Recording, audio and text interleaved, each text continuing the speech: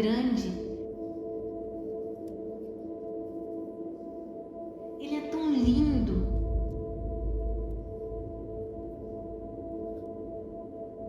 Com tantos lugares diferentes.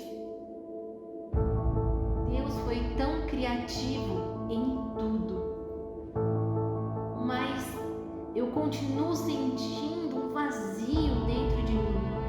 Eu me vejo cercado pelo mundo, cercado de pessoas, mas eu continuo sentindo esse vazio. Eu tento preencher com tantas coisas, já tentei preencher e busco muitas outras respostas para preencher esse vazio. O que será que eu faço para preencher isso dentro de mim?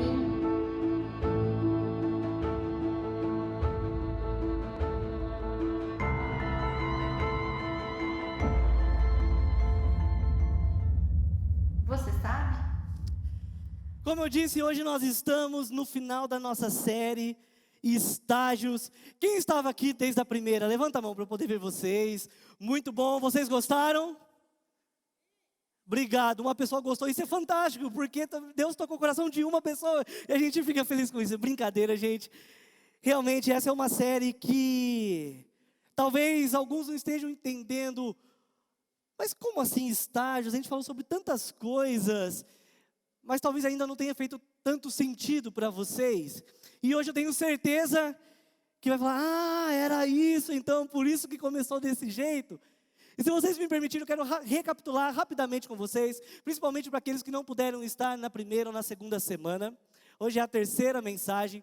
Nós começamos estágios, porque estágios são o quê? Processos da nossa vida. São etapas que a gente vive na nossa vida. Seja ela em qual área for, em qual situação for.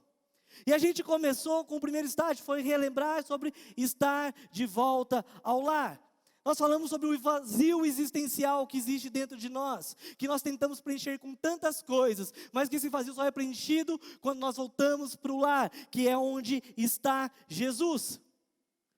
Na segunda mensagem, na última semana, no último Oxygen One, a minha linda e bela esposa ministrou para vocês sobre a importância de conexão entre pessoas, onde a gente aprendeu a ser, que nós somos tanto influenciados, como somos influenciadores. Por isso que é tão importante você escolher o quê? As suas amizades.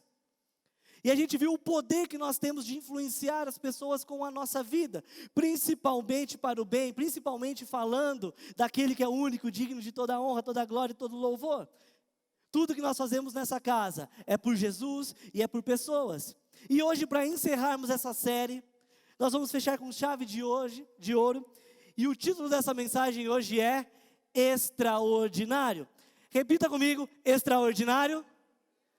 Você que está nos acompanhando online, digita aí no chat, extraordinário. E eu quero começar fazendo uma pergunta para vocês. Quem aqui de vocês, não precisa levantar a mão não, mas de verdade mesmo. Porque às vezes a gente responde sim, eu quero, mas na verdade a gente não quer, né? Olha para o lado, está todo mundo, você sozinho não, então a gente vai com todo mundo, né? Mas quem realmente aqui quer viver uma vida extraordinária? Quem deseja viver uma vida extraordinária, excepcional? Sabe, eu tenho buscado viver isso dia após dia, eu e minha família, nós temos buscado viver isso. Porque viver uma vida extraordinária é viver uma vida que foge do comum, ou do que é previsto ou visto pela grande maioria das pessoas. Viver uma vida extraordinária é viver uma vida que é digna de admiração. Deixa os caminhões lá, está tudo bem. É uma vida fabulosa, uma vida inacreditável aos olhos humanos, é intenso, raro, excepcional. É uma vida onde as pessoas começam a notar, falar, cara, tem alguma coisa de diferente. Isso não tem a ver com dinheiro, riquezas ou poder.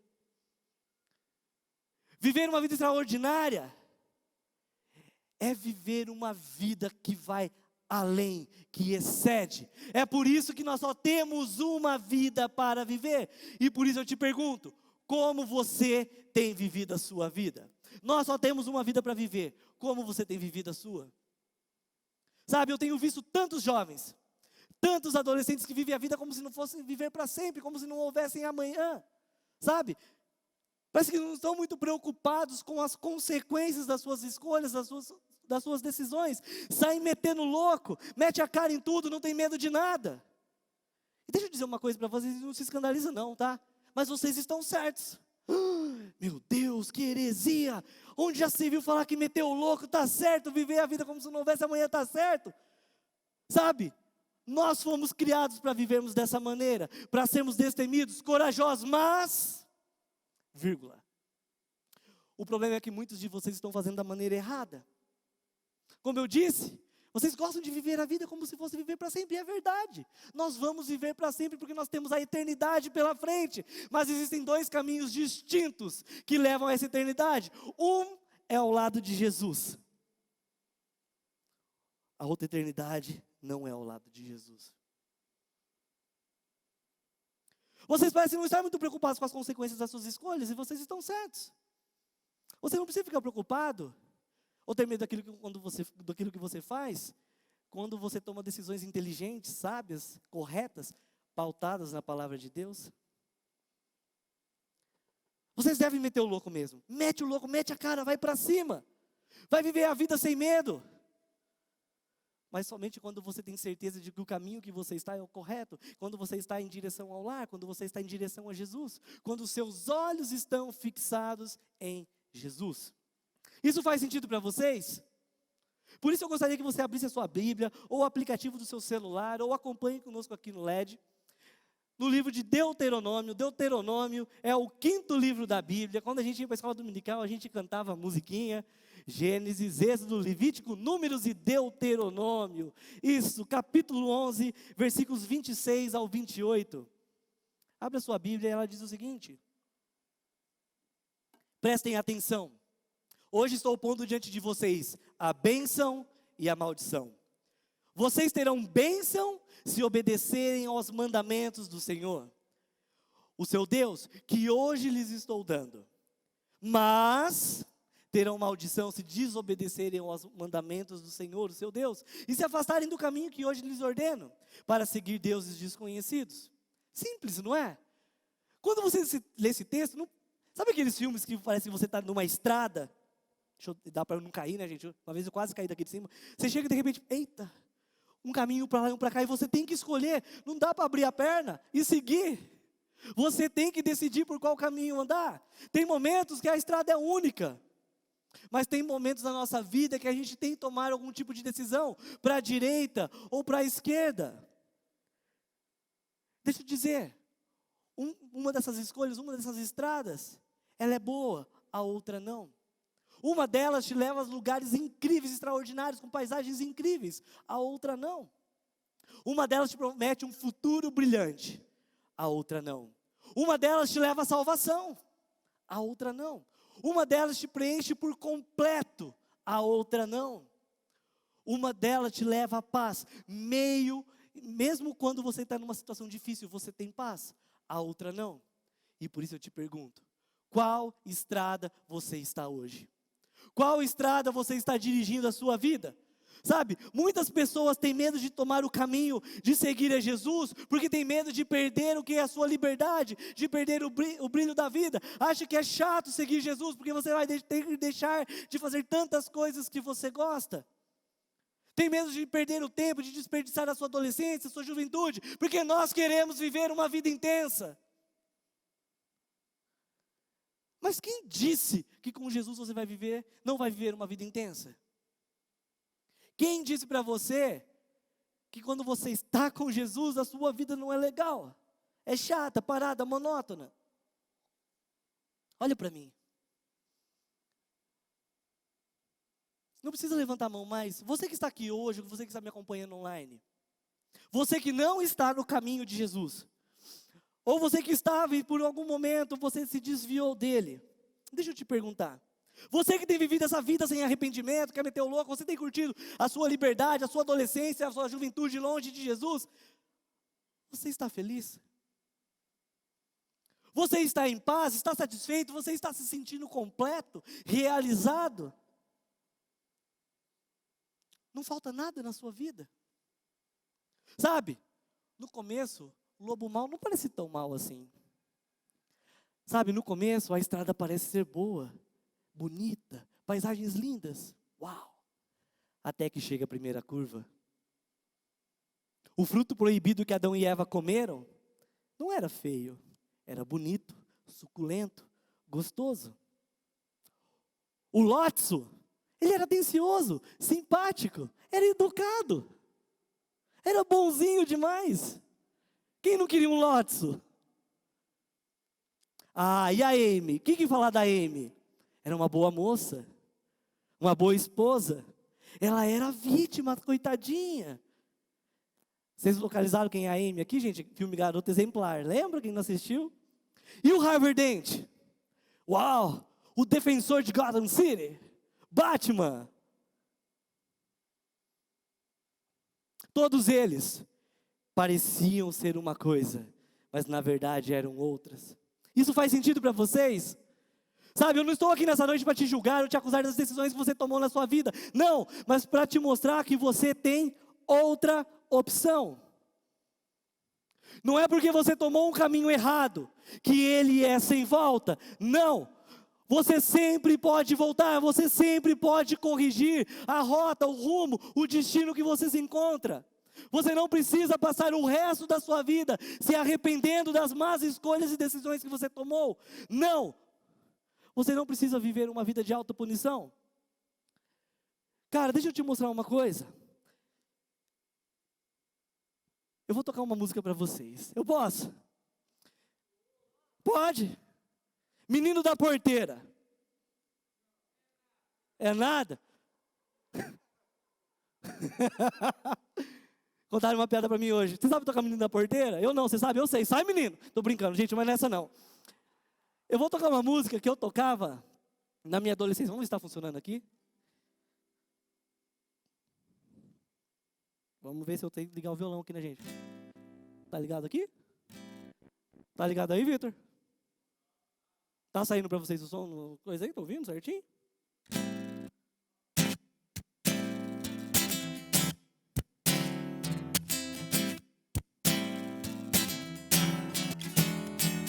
Sem Jesus você pirou. Sem Jesus você marcou.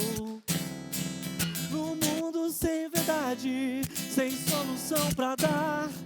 A vida sem Jesus é dura de amargar. Frases incompletas, roupas invertidas. Você é bola fora, procure sem encontrar. Sem Jesus você pirou. Sem Jesus você marcou. No mundo sem verdade, sem solução pra dar. A vida sem Jesus é dura de amargar. Frases incompletas, roupas invertidas. Você é bola fora, procure se encontrar. Oh! Viu, Eliel? Consegui. Gente, essa música marcou a minha geração. Oficina G3. Cara, os caras são demais. Sabe, a gente cantava essa música quando eu era adolescente, uns 2, 3 anos atrás. Sabe, e a gente nem percebeu o que estava cantando, porque era legal. Imagina só, eu vim de uma igreja tradicional, e a gente poder cantar, sem Jesus você pirou. Isso não fazia parte do nosso vocabulário. Mas esses dias eu estava em casa, peguei o violão e comecei a relembrar algumas coisas do passado. Eu comecei a cantar essa música e falei, cara, ela era tão atual naquela época quanto é hoje. E mesmo sem eu perceber, aquilo mudou a minha vida. Por quê? Porque sem Jesus a gente pira, a gente fica louco, porque nós estamos perdidos. A vida não parece ter sentido. Sem Jesus a gente marca, a gente dá bobeira, a gente mosca. A vida, a gente se perde, se confunde, principalmente no mundo em que vivemos hoje, onde mentiras maquiadas de verdade reinam. É só você olhar para as redes sociais. Você acha que tudo é verdade que está lá? Vocês sabiam que está saindo uma lei agora? De que os influenciadores, isso é na Europa, logo chega aqui, vão ter que, quando eles postarem uma foto no Instagram, por exemplo, vão ter que mostrar que filtros eles usaram para chegar naquela qualidade de foto, para não achar que aquela pessoa é tão perfeita assim, sem nenhuma ruga, sem nenhuma marca de expressão, sem nenhuma celulite, sem nenhuma gordurinha. A vida sem Jesus não tem sabor, ela é amarga. Frases incompletas porque o mundo não sabe onde o futuro vai levar, mas nós sabemos porque o nosso futuro em Jesus é mais brilhante do que nós podemos imaginar. Roupas invertidas, papéis invertidos, o mundo perdeu a sua essência, não sabe mais quem são. Bola fora, é fim de jogo, game over para quem está longe de Jesus. Por isso procure se encontrar, ou seja, saia dessa estrada e vá para outra direção o mais rápido que você puder. Por isso que Jesus, lá em João 14:6, Evangelho de João, capítulo 14, verso 6 diz, Jesus respondeu, eu sou o caminho, a verdade e a vida, ninguém vem ao Pai a não ser por mim.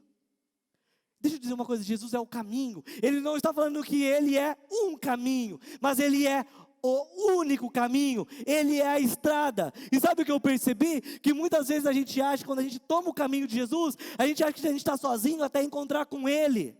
Jesus não está lá, Ele é o caminho. Conforme eu vou andando, eu estou andando nele, e Ele está em mim, eu nele, e Ele está em mim. Desde o primeiro momento que você se decide por Jesus, você está em Jesus, e essa é a diferença, porque Ele é a única verdade imutável. No mundo não tem verdade, mas Jesus veio para mudar isso, e Ele tem a vida, e essa vida Ele quer compartilhar comigo e com você. Somente Ele nos pode levar até Jesus, até Deus. Somente Ele pode nos levar e nos conduzir de volta ao lar. Começa a fazer sentido as coisas agora? Sabe? A vida pode ser bem mais. A vida pode, ou melhor, ela deve ser extraordinária. Sabe por quê? Porque Deus não faz as coisas meia boca. A Bíblia diz que Ele te fez de forma admirável, te fez a imagem e a semelhança dEle. Sendo assim, você acha que Deus iria te colocar no mundo para você viver a vida de qualquer maneira, para você viver deixando ela te levar para qualquer lado? Você acha que o seu futuro é somente estudar, se formar, trabalhar para poder pagar as contas e sobreviver?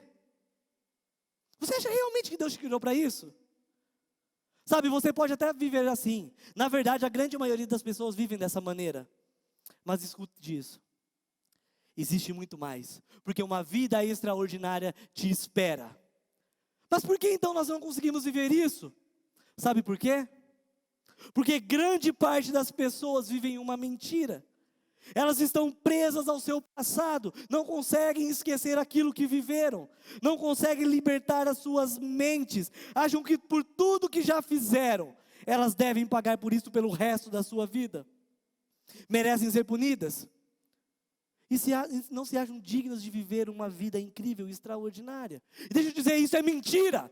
Eu estou aqui nessa noite para dizer que isso é mentira. Essa é uma mentira que o diabo criou para nos enganar. Sabe, ela até vem com uma roupagem de santidade, de pureza, de humilhação, de autopunição, de correção, mas na verdade é enganação, é prisão, é escravidão. Quer ver? Quantos de vocês às vezes, não vê, você está vindo para a igreja, ou você vai no seu quarto para você ter o seu tempo com Jesus, e você ouve, você acha que Jesus vai te ouvir? Você fez isso aqui ontem. Você é sujo, pecador, pecadora. Não precisa levantar a mão não, mas isso faz sentido para vocês? Agora pega essa, sempre que o diabo te ouvir, falar alguma coisa para você, lembre-se desse texto. Evangelho de João, capítulo 8, verso 44, diz, desde a criação do mundo ele foi assassino, quem? O diabo, e nunca esteve ao lado da verdade, porque nele não existe verdade. Quando o diabo mente, está apenas fazendo o que é o seu costume, pois é mentiroso e é pai de todas as mentiras. Então se ele dizer para você que você não é aceito, é mentira. Se ele dizer para você que você é feio, é mentira. Se ele dizer para você que você não é digno, é mentira, porque nele não existe verdade nenhuma. Mas agora veja isso, Romanos 8, 1 e 2, portanto, agora já não há o quê? Condenação para os que estão em Cristo Jesus, porque por meio de Cristo Jesus a lei do Espírito de vida me libertou da lei do pecado e da morte. Pega essa, não há mais condenação, já não há mais condenação. Ou seja, se você está em Jesus, você está livre. Você está livre para viver uma vida extraordinária, livre de mentiras, livre do seu passado. Filipenses 3, 12 e 14. Não estou querendo dizer que já consegui tudo o que quero ou que já fiquei perfeito, mas continuo a correr para conquistar o prêmio, pois para isso já fui conquistado por Cristo Jesus. 13, é claro, irmãos, que eu não penso que já consegui isso, porém uma coisa eu faço, esqueço aquilo que fica para trás e avanço para o que está pela minha frente, corro direto para a linha de chegada, a fim de conseguir o prêmio da vitória. Esse prêmio é a nova vida para a qual Deus me chamou por meio de Cristo Jesus. Cara, eu não sei o seu passado, eu não sei como foi a sua vida até aqui. Eu não sei quais caminhos você percorreu até chegar aqui nessa noite. Mas eu sei que todo pecador tem um futuro brilhante em Jesus. Todo pecador tem um futuro brilhante em Jesus. Porque Ele pagou um alto preço para que eu tivesse isso. E pega essa, quem eu fui há um tempo atrás já não me representa mais. Essa eu peguei com a Radassa essa semana. Obrigado, Radassa, por compartilhar no seu Instagram. E é verdade. Sabe, isso não tem a ver com mérito próprio. Não, mas com a graça. A graça de Jesus que me alcançou. Todos nós sabemos que Jesus deixou o céu, deixou o trono e veio ao mundo como um bebê, se tornou homem para poder morrer e nos dar salvação. Não sabem disso? Mas deixa eu te perguntar, você tem real noção do que isso significa? Sabe, porque isso não é trecho de um romance, não é um episódio de uma série, isso é real. O problema é que a gente acha que tudo é muito lindo, maravilhoso, e é maravilhoso, mas ela foi escrita com amor, com dor, com sorrisos e lágrimas, com suor e sangue. Sabe, nós temos a tendência de romantizar as coisas. Nós olhamos para a cruz e nós achamos lindo. Obrigado, Jesus. Obrigado. Mas facilmente nos esquecemos do que isso realmente significa. O porquê de tudo isso. O porquê Jesus ter vindo como homem. Você sabe o que realmente isso significa? Talvez você já tenha ouvido o relato médico sobre a morte de Jesus. Mas eu gostaria de ler com vocês novamente. Não para mexer com o seu emocional. Não para te fazer chorar. Não para você ficar com pena de Jesus. Oh, coitadinho, ele morreu. Mas para te lembrar e me lembrar o caminho que Jesus percorreu para que eu e você pudéssemos viver uma vida extraordinária. Por isso acompanhe. Ouça com atenção o que eu vou dizer agora. O único evangelista que relata o fato é um médico, Lucas, e o faz com a precisão de um clínico. O suar sangue ou hematitrose é um fenômeno raríssimo e é produzido em condições excepcionais. Para provocá-lo é necessário uma fraqueza física, acompanhada de um abatimento moral violento, causado por uma profunda emoção, por um grande medo. O terror, o susto, a angústia terrível de sentir-se carregando todos os pecados dos homens devem ter esmagado Jesus. Tal tensão extrema produz o rompimento das finíssimas veias capilares que estão sobre as glândulas sudoríparas. O sangue se mistura ao suor e se concentra sobre a pele, e então escorre por todo o corpo até a terra. Nós conhecemos a farsa do processo preparado pelo sinédrio hebraico. O envio de Jesus a Pilatos e o desempate entre o procurador romano e Herodes. Pilatos cede, então ordena a flagelação de Jesus. Os soldados despojam Jesus e o prendem pelo pulso a uma coluna do pátio. A flagelação se efetua com tiras de couros múltiplas, sobre as quais são fixadas bolinhas de chumbo e pequenos ossos. Os carrascos devem ter sido pelo menos 2 e de diferentes estaturas, um de cada lado, golpeiam com chibatadas a pele, já alteradas por milhões de microscópicas hemorragias do suor de sangue. A pele se dilacera, se rompe, o sangue espirra. A cada golpe, Jesus reage em um sobressalto gigantesco de dor. Forças se esvaem, um suor frio lhe impregna a fronte, a cabeça gira em uma vertigem de náusea. Calafrios lhe correm ao longo das costas. Se não estivesse preso no alto pelos pulsos, cairia uma poça de sangue, o seu próprio sangue. Depois o escárnio da coroação, com longos espinhos mais duros que os de acácia. Os algozes entrelaçam uma espécie de capacete e o aplicam sobre a cabeça de Jesus. Os espinhos penetram o couro cabeludo, fazendo-o sangrar. Os cirurgiões sabem o quanto sangra o couro cabeludo. Pilatos, depois de ter mostrado aquele homem dilacerado à multidão feroz, o entrega para ser crucificado.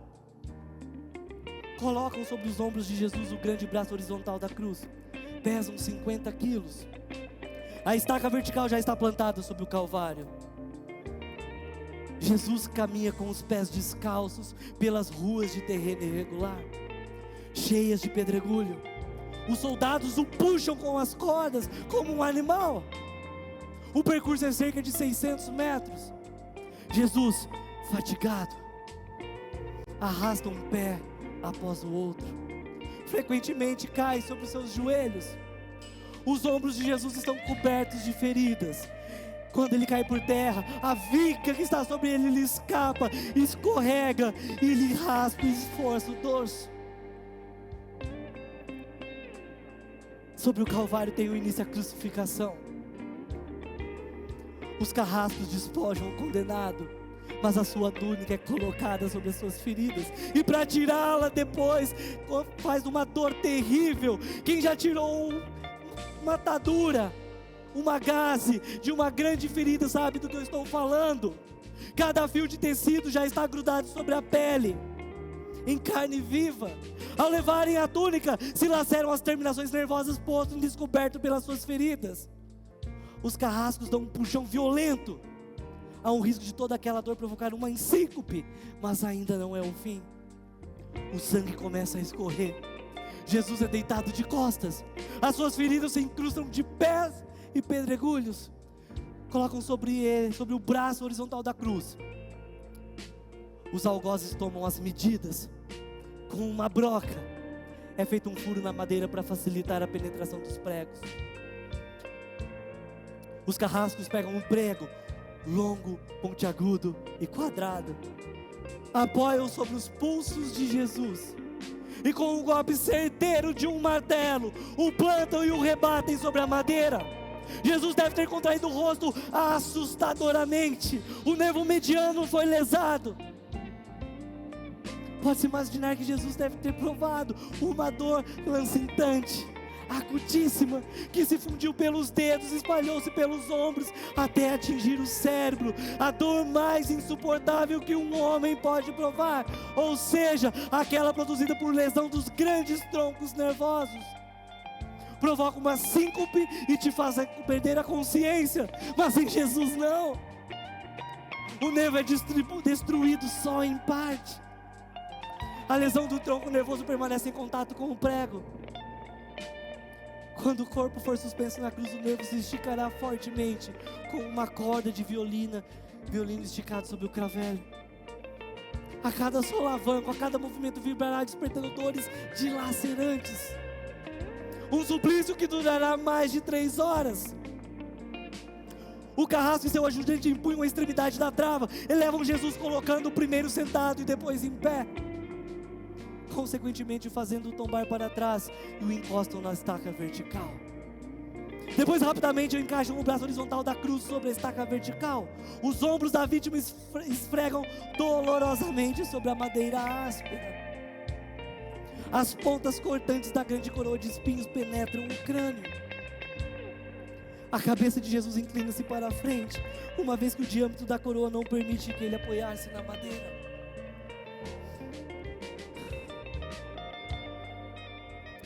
Cada vez que o Marte levanta a cabeça, recomeçam pontadas agudas de dor. Pregam-lhe os pés. Ao meio-dia Jesus tem sede e ele não bebeu nada desde o dia anterior. O seu corpo é uma máscara de sangue, a boca está semiaberta, o lábio inferior começa a pender, a cair, a garganta seca, lhe queima, mas ele não pode engolir, ele tem sede. Então um soldado lhe estende a ponta de uma vara com uma esponja embebecida em bebida ácida, que era comum entre o uso dos militares. Tudo aquilo é uma tortura atroz.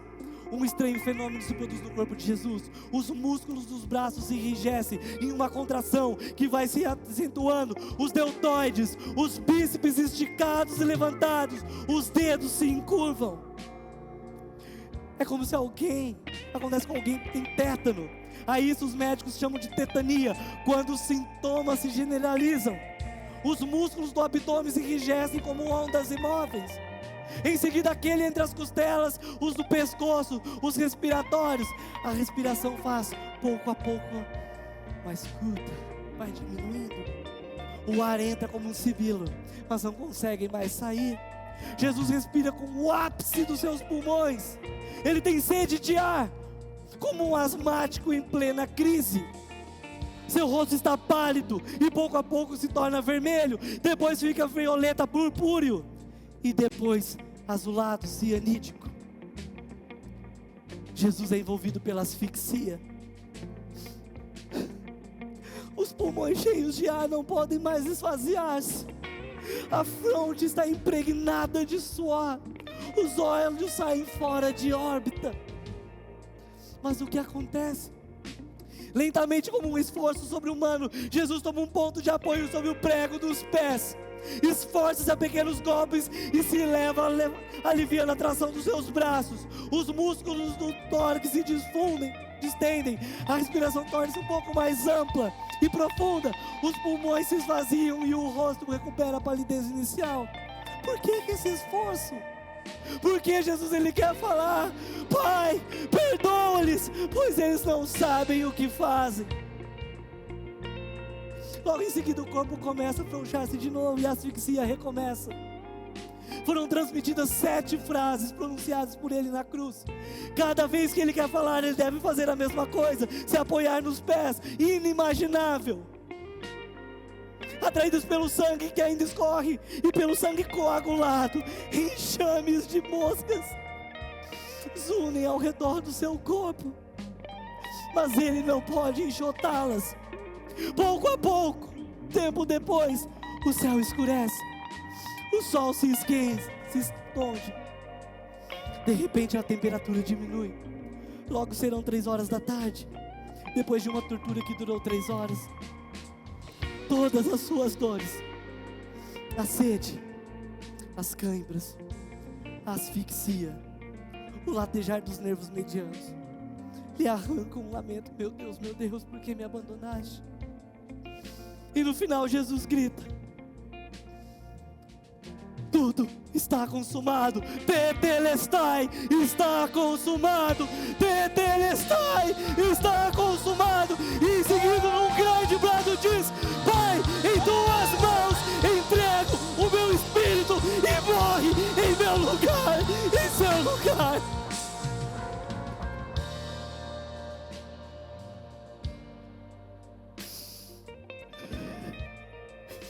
Como posso eu me negar a estar em Jesus? Que amor que é esse? Não foi um tiro na cabeça, foi uma dor inimaginável. Que amor é esse que vai além da dor e do sofrimento? Que amor é esse que transborda? Jesus, ele é o começo, o meio e o fim. Ele é o começo porque a vida se inicia nele. A salvação vem dele. Ele é o meio porque ele é o caminho. Quando eu estou em Jesus, eu estou no caminho e ele está comigo. E ele prometeu que ele estaria comigo até a consumação dos séculos. Ele é a estrada que nos conduz a Deus. Ele é o fim por causa do seu sacrifício. E ele me leva de volta ao lar. Ele me conduz a uma vida eterna ao seu lado. Porque só quem criou o final da história pode dizer qual é o caminho extraordinário. O resto é conversa. Feche os seus olhos.